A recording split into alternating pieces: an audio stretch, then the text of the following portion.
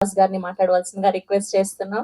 మీరు అలా అన్న ఎక్స్ప్రెషన్లు ఇస్తుంటే ఇవాళ ఎంత మీమ్ కంటెంట్ వచ్చి ఉంటుంది తెలుసా, వెనకాల నుంచి మీరు ఎన్ని ఎక్స్ప్రెషన్స్ ఇచ్చారు.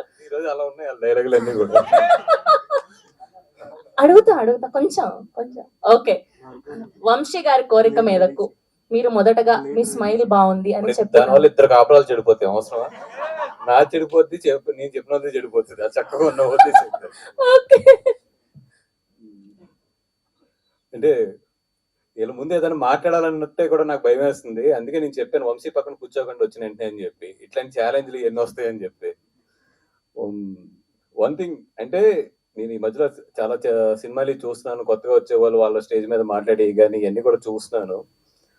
అంటే దాన్ని ఏమన్నా కూడా నాకు తెలియదు. ఎందుకంటే మా జనరేషన్ మేము వచ్చిన జనరేషన్ అప్పుడు అయితే జనరల్ ఏంటంటే ఆ ఒదిగి ఉండడం, లేదంటే ఏమంటాం స్టేజ్ ఎక్కిన తర్వాత ఆ పెద్దలు గౌరవిస్తూ అందరికి గౌరవిస్తూ మాట్లాడతాం.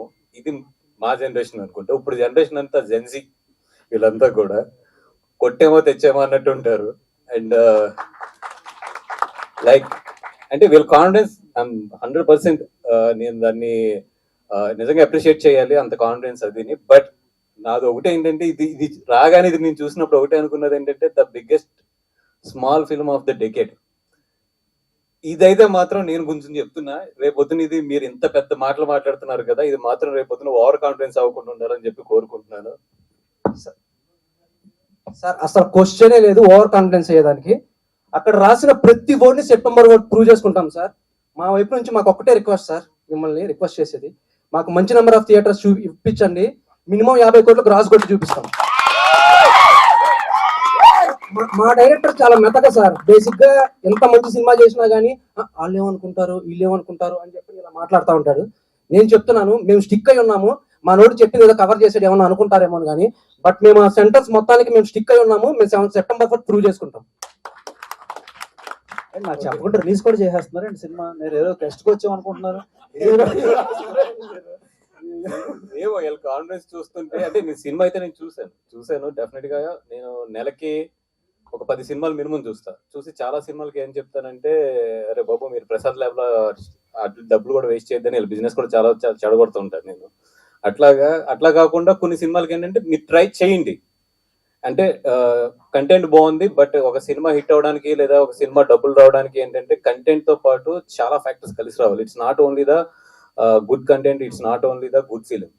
ఒక సినిమా సక్సెస్ అవ్వాలంటే దానికి నెంబర్ ఆఫ్ ఫ్యాక్టర్స్ కలిసి రావాలి మన కంటెంట్ తో పాటు. అట్లాగా కొన్ని అది మన చేతుల్లో ఉండదు. సో కంటెంట్ బాగున్న సినిమాలకు నేను ఎప్పుడు ఏం చెప్తుంటే మీరు వేసి చూడండి అంటాను.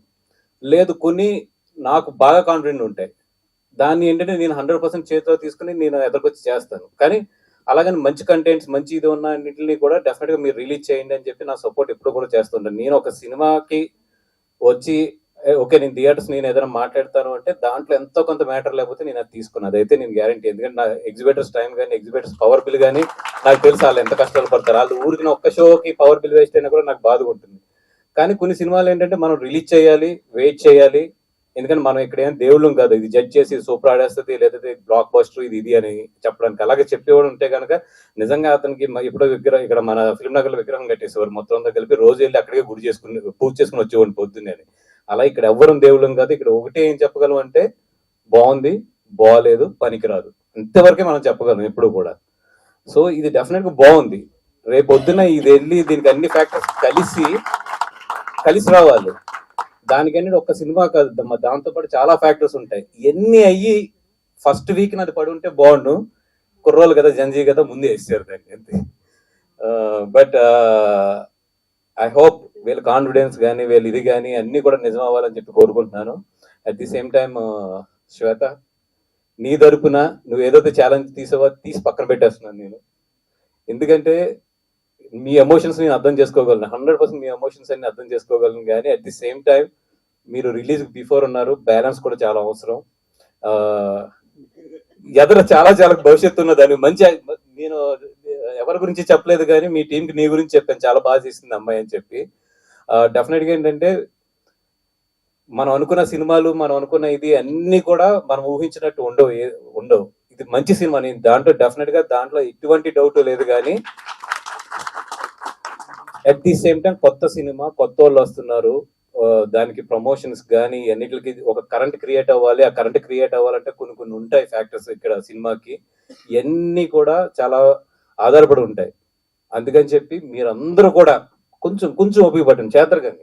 సినిమా రిలీజ్ అయ్యాక అన్ని ఛాలెంజ్ లో తొల్ల కొడతారు, కానీ మేము అలా తొల్ల కొట్టి మా తొల్ల వాసిపోయి తర్వాత ప్లాస్టిక్ సర్జరీ చేయించుకుని బయటకు తిరుగుతున్నాం. సో కొంచెం కొంచెం ఏంటంటే ఓపిక వెళ్దాము.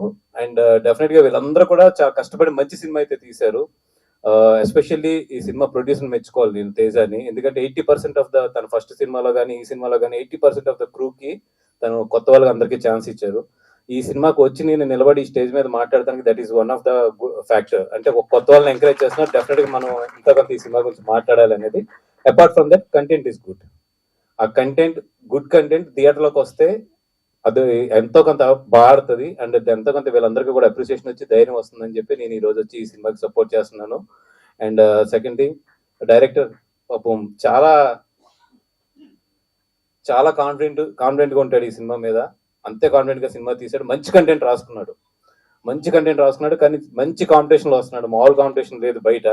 నేనైతే ఇంత కాంపిటీషన్ లో సినిమా రిలీజ్ చేయను. బట్ వీళ్ళందరూ కూడా ఇంత ధైర్యం చేసి చేస్తున్నారు. వీళ్ళందరి ధైర్యం, వీళ్ళందరి నమ్మకం కూడా నిజం అవ్వాలి. ఎందుకంటే కంటెంట్ బాగుంది కాబట్టి డెఫినెట్ గా అది వీళ్ళ కష్టం మాట్లాడాలని చెప్పి కోరుకుంటున్నాను అన్నిటికన్నా కూడా. And our music director Shekhar గారు అయితే చాలా బాగా చేశారు.